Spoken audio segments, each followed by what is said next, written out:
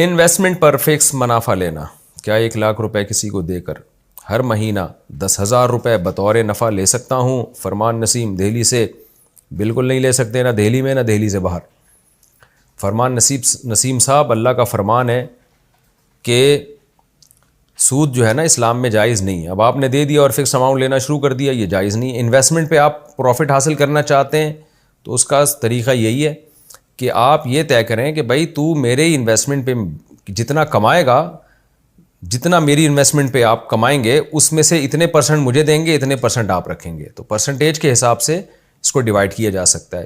اس میں یہ کہ اگر پروفٹ ہوا ہی نہیں تو پھر کچھ بھی نہیں ہوگا. لاس ہو گیا تو انویسٹر کا لاس ہوگا، پروفٹ ہو گیا تو انویسٹر کو اس پروفٹ میں پہلے سے جو طے شدہ پرسنٹیج تھی اس کے حساب سے ملے گا، اور جو ورکنگ پارٹنر ہے اس کو اس پرسنٹیج کے حساب سے مل جائے گا. اس طرح سے لے سکتے ہیں. ایسے فکس منافع لینا یہ جائز نہیں ہے. کیا بیوی کو پیسے لے کے زیادہ پیسے لوٹانا بھی سود میں شامل ہوگا؟ اگر شوہر بیوی سے 5,000 روپے کسی کام کے لیے لے اور کہے کہ تم مجھے ابھی دے دو، میں تمہیں 10 یا 15 دن کے بعد 7,000 روپے واپس کر دوں گا، تو کیا یہ بھی سود میں داخل ہوگا؟ ابیحہ فاطمہ: جی ہاں بھائی، یہ تو ایگریمنٹ ہو رہا ہے کہ تم مجھے بھی 5,000 دو، 15 دن بعد 7,000 دوں گا. تو یہی تو کام بینکوں میں ہو رہا ہے.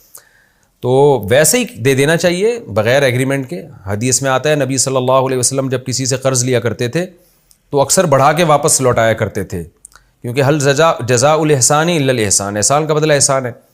تو بیگم صاحبہ نے آپ کو 5,000 روپے دی، آپ ایگریمنٹ نہ کریں اس سے، اور پابند بھی نہ ہو آپ اپنی خوشی سے. تو بیوی کو ویسے ہی 2-3 ہزار روپے آدمی زیادہ دے دے تو اچھی بات ہوتی ہے.